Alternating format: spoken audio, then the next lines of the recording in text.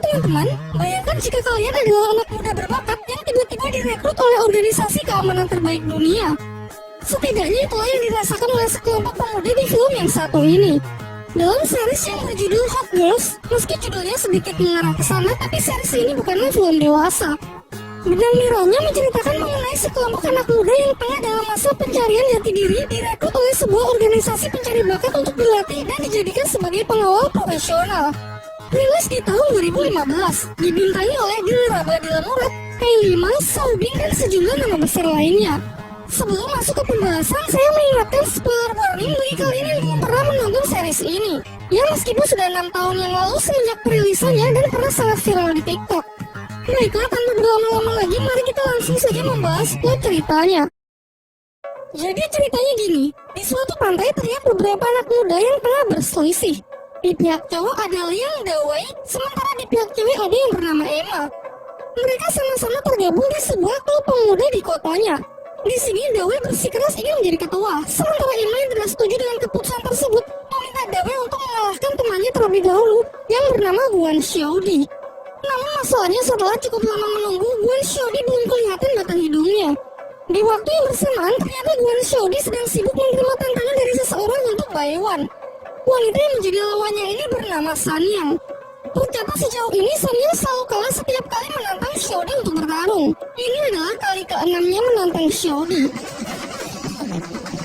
Diceritakan kalau si tokoh utama Xiaodi ini pokoknya gak pernah kalah dari siapapun yang membuatnya dijuluki sebagai dewi tak terkalahkan.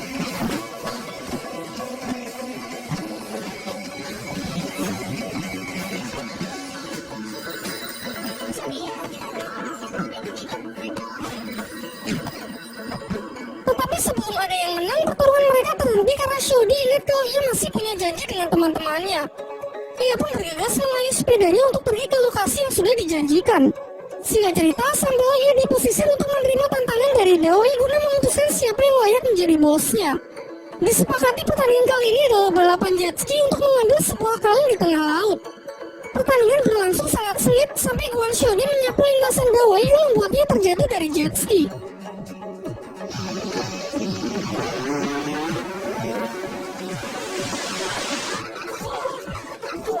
Dengan ini Liang Dawei gagal menjadi ketua dan julukan Guan Xiaodi sebagai dewi tak terkalahkan pun masih tak terbantahkan.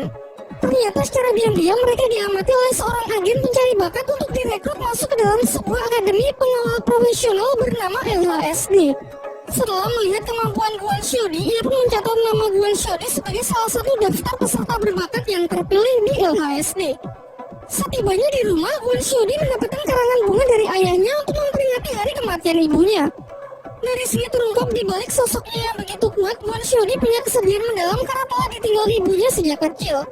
Guan Xiaodi memiliki teman dekat yang bernama Cui Tianxi, aka Pink Panther. Sebagai informasi, Pink Panther adalah namanya di dunia maya.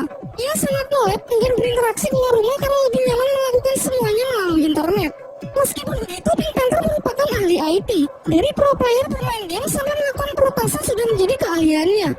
Di sebuah bar, Liang Dawei tengah nongkrong dan ternyata ia cukup akrab dengan Sanyang, wanita yang di awal tadi bertarung melawan Guan Xiaodi. Pertemanan mereka dilandasi oleh kesamaannya yaitu ingin mengalahkan Guan Xiaodi, si dewi tak terkalahkan.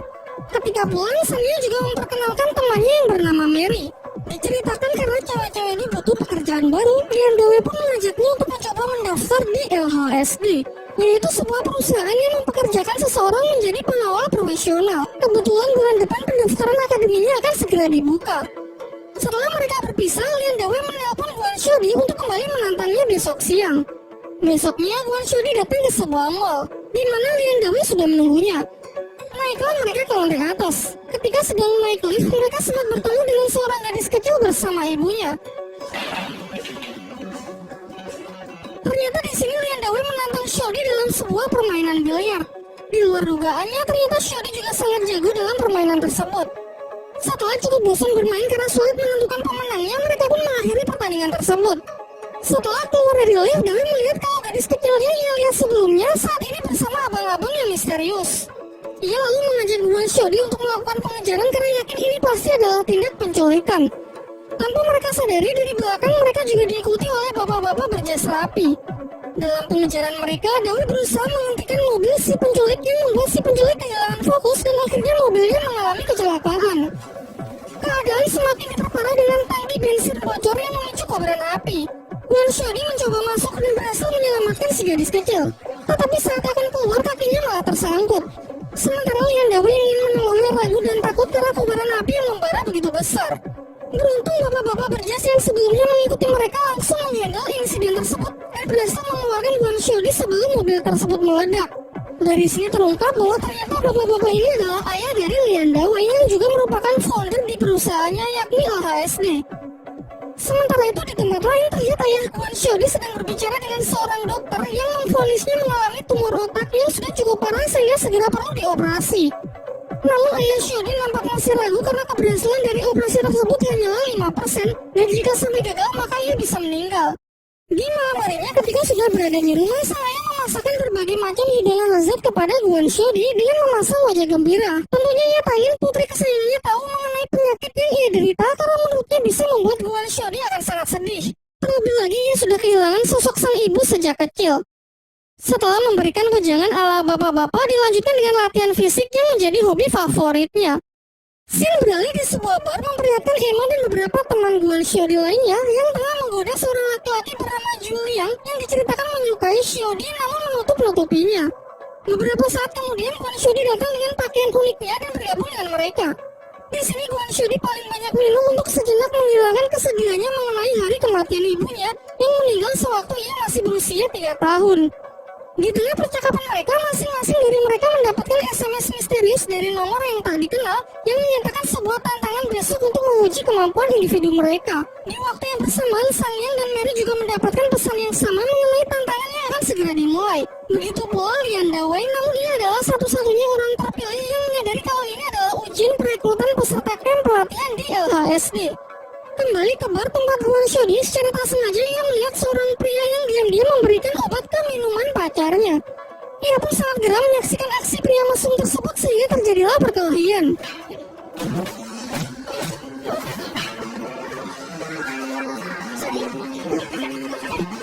Keributan tersebut akhirnya berhenti ketika polisi datang dan Shodi pun justru yang dibawa ke kantor karena dinilai menjadi pemicu kerusuhan tersebut.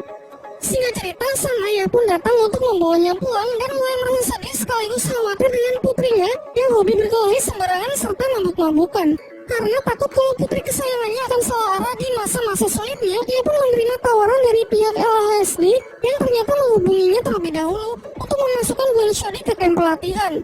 Tentu hal ini agar bakat dan hobi berkelahi putrinya tersebut bisa tersalurkan secara tepat. Keesokan harinya, tantangan pertama pun dimulai. Pelatih LHSD yang bernama Liusa menguji mereka semua secara individu sesuai kemampuan terbaik di bidang mereka masing-masing. Yang pertama adalah Emma, pemilik hobi panjat tebing dan pemegang rekor nomor 1 di cabang olahraga tersebut. Pada sebuah medan di depannya, Emma mengatakan bisa menyelesaikannya dalam waktu 3 menit.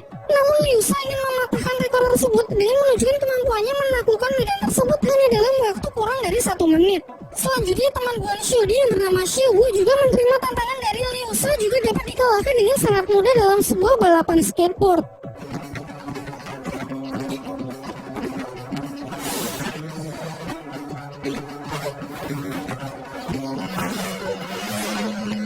Di lain waktu, Julian yang memiliki kemampuan parkour terbaik juga dapat ditaklukkan oleh pelatih Liusa.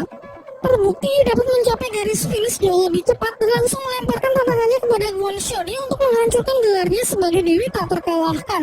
Kemudian mereka memperingatkan Gwen Shodi agar tidak perlu menerima tantangan dari wanita aneh itu karena sangat disayangkan jika harus kehilangan gelar dewi tak terkalahkannya. Namun jelas Gwen Shodi tak akan lari dan siap menerima tantangan tersebut. Singkat cerita, besoknya pertandingan pun dimulai. Mereka berdua sudah naik ke arena yang dimeriahkan dengan teriakan teman-teman Gwen Shodi yang memberikan semangat dan dukungan. Begitu pula dengan Pink Panther yang menyaksikan pertandingan tersebut melalui CCTV. Dengan rasa penuh percaya diri, Gwen Shodi pun maju untuk memulai pertarungan dengan berbagai macam serangan beruntun. Namun sayangnya serangan-serangannya yang melancarkan dapat ditembus cukup mudah oleh lawannya. Bahkan Racuna itu begitu melihat suara pelatih Liusa langsung membalasnya dengan serangan telak yang membuat teman-temannya mulai cemas. Akhirnya mengecewakan teman-teman yang telah mendukungnya, ia pun kembali maju, namun kali ini serangannya tak lebih baik dari sebelumnya karena mungkin mentalnya sudah kena. pukulan yang terkesan terburu-buru tak mengarah secara efektif sehingga pola serangan dari Guan Xiaodi dapat dikonter dengan gampangnya. Sampai akhirnya meskipun sudah mengerahkan seluruh tenaganya, pertarungan pun tetap dimenangkan oleh pelatih Liu Sha. Setelah pertarungan usai, Pink Panther yang penasaran dengan monster yang telah mengalahkan Guan Xiaodi mencoba mencarinya di internet, namun ia tak menemukan apapun. Di malam harinya, Pink Panther menerima sebuah telepon misterius yang mengatakan kalau dirinya juga terpilih untuk mengikuti camp pelatihan bersama Guan Xiaodi dan yang lainnya. Singkat cerita, setelah sekian purnama, akhirnya Pink Panther pun keluar dari rumah untuk datang menemui Guan Xiaodi dan menceritakan mengenai organisasi LHSD yang ingin merekrutnya dalam camp pelatihan. Lalu Guan Xiaodi memberitahukan mengenai kertas aneh yang ia dapat dari pelatih Liu Sha setelah ia dikalahkan. Keesokan harinya, Lian Dawei menemui Guan Xiaodi. Bukan untuk mengajak Xiaodi yang tengah down karena telah kehilangan gelar Dewi tak terkalahkannya, namun sebenarnya Dawei memiliki niat baik untuk mengembalikan semangat dari rivalnya tersebut. Ia pun mengajaknya bertanding dan menarik kertas di bawah botol tanpa mengangkat dan menjatuhkan botolnya. Dengan sedikit trik memanfaatkan getaran meja, Dawei pun akhirnya bisa mengalahkan Guan Xiaodi dalam pertandingan kecil tersebut. Tetapi poinnya adalah bahwa kalah dan menang adalah hal yang biasa dalam sebuah pertandingan. Tidak perlu terlalu dipikirkan karena lagi pula Xiaodi masih punya banyak kesempatan untuk bisa membalas kekalahannya dari pelatih Liu Sha. Di malam harinya, Guan Xiaodi dan teman-temannya berkumpul untuk membicarakan mengenai wanita yang telah mengalahkannya. Ia mulai berpikir kalau kertas yang diberikan oleh pelatih Liu Sha kepada mereka adalah sebuah kode rahasia yang bisa membawa mereka kembali menemuinya. Mulailah mereka berdiskusi untuk memecahkan kode tersebut. Namun setelah berjam-jam berpikir, mereka sama sekali tak menemukan petunjuk apapun. Sampai ketika Julian memesan berbagai macam makanan secara online, Xiaodi mulai kepikiran kalau mungkin huruf-huruf tersebut adalah semacam alamat website. Dan benar saja terlihat di sana ada 3 huruf W. Dengan mengandalkan kemampuan hacker dari Pink Panther, mereka pun berhasil memasuki website dari LHSD dan langsung disambut oleh pelatih Liu Sha untuk memberikan ujian tahap berikutnya. Mereka pun setuju untuk mengikutinya dengan semangat ingin membalas kekalahan mereka sebelumnya. Setelah mengkonfirmasi kalau mereka telah setuju untuk mengetahui ujian apa di tahap selanjutnya, mereka harus bisa menerobos sistem keamanan dari LHSD. Sebagai satu-satunya ahli IT, tugas ini pun diserahkan kepada Pink Panther. Diberikan kesempatan 10 kali untuk menerobos sistem dan Pink Panther sudah gagal sebanyak 9 kali. Sampai di percobaan terakhir, akhirnya mereka pun berhasil melakukannya. Singkat cerita, akhirnya mereka bertiga, yaitu Guan Xiaodi, Julian, dan Pink Panther diberitahu kalau ujian selanjutnya adalah melindungi sebuah koper milik seorang bapak-bapak bernama Chen Xiqing selama 24 jam. Namun informasi yang diberikan pelatih Liu Sha tidak lengkap, karena mereka tidak diberitahu apakah isi koper itu dan siapakah lawan mereka yang akan berusaha mencuri koper. Di pihak lain diperlihatkan 3 orang terpilih lainnya, yaitu Lian Dawei, Sun Yang, dan Mary diberi tugas sebaliknya, yaitu mereka harus mencuri koper tersebut. Namun mereka juga tidak diberitahu apa isi koper dan siapa yang akan bertindak melindungi koper. Besoknya bersama Pink Panther, Guan Xiaodi menunggu Chen Xiqing si pembawa koper di bandara. Namun sebelum ia sempat menemuinya, ia melihat bahwa targetnya langsung disambut oleh taksi yang terlihat sangat mencurigakan. Xiaodi pun bertindak cepat dengan mengambil alih taksi tersebut agar targetnya bisa diamankan. Dan benar saja, ternyata sopir dari taksi itu adalah Sun Yang sedang menjalankan rencananya untuk mencuri koper. Karena merasa kesal rencananya telah rusak, Sun Yang pun menurunkan Guan Xiaodi dan mulai menjalankan rencana B. Sementara itu, target yang telah sampai di hotel langsung disambut dan diantarkan ke kamarnya oleh Dawei yang sedang menyamar sebagai resepsionis. Di saat memasuki lift, Pink Panther menyala di tengah-tengah mereka dengan penyamarannya sebagai pengunjung hotel yang menginap di kamar tepat di sebelah kamar dari target.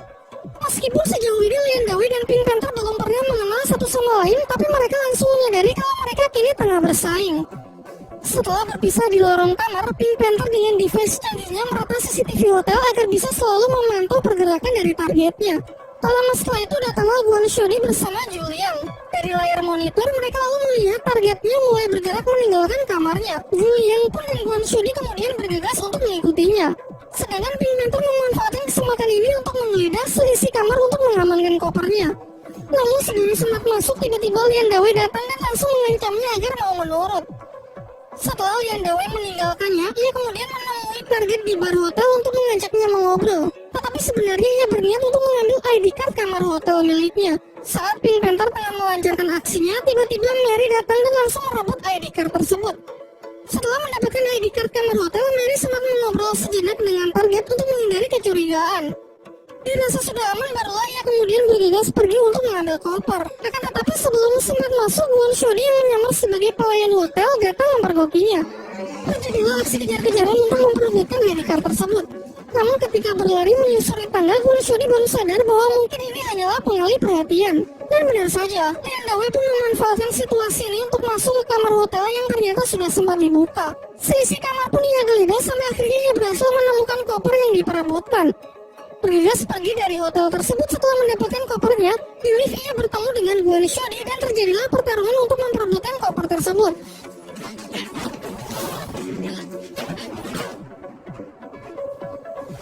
Namun lagi-lagi ini hanyalah pengalih perhatian karena ternyata kopernya tadi sudah sempat Dawei berikan kepada Sanyang. Dengan ini maka tim Lian Dawei yang sukses mendapatkan koper tersebut. Mereka lalu dengan bangga menyerahkannya kepada pelatih Liusa sebagai langkah akhir dari keberhasilan misi mereka. Namun sangat mengejutkan ketika tiba-tiba tim Kwon Shodi juga datang dengan membawa koper yang identik. Untuk membuktikan mana koper yang asli, koper Dawei pun dibuka, ternyata isinya kosong.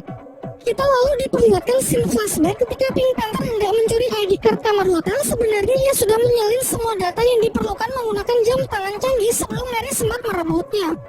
Lalu bersama Kwon Shodi yang mendahului Mary pergi ke kamar target dan menukarkan koper yang asli dengan yang palsu. Akan tetapi ekspresinya langsung berubah ketika koper tim Kwon Shodi dibuka, isinya juga kosong. Tak lama setelah itu datanglah target dengan membawa koper yang asli. Kemudian diceritakanlah yaitu saat Kwon Shodi merebut taksinya di bandara, tidak ada lagi yang mengawasi koper yang ia bawa. Kesempatan inilah yang dimanfaatkan oleh seseorang yang menukarkan koper tersebut dengan yang palsu, sehingga sejak awal sebenarnya mereka hanya berlomba memperebutkan koper kosong. Pelatih Liusa lalu menjelaskan bahwa keberhasilan dari ujian ini bukanlah syarat untuk bisa masuk ke camp pelatihan LHSD, melainkan hanya untuk menunjukkan bahwa mereka ini masih sangat lemah.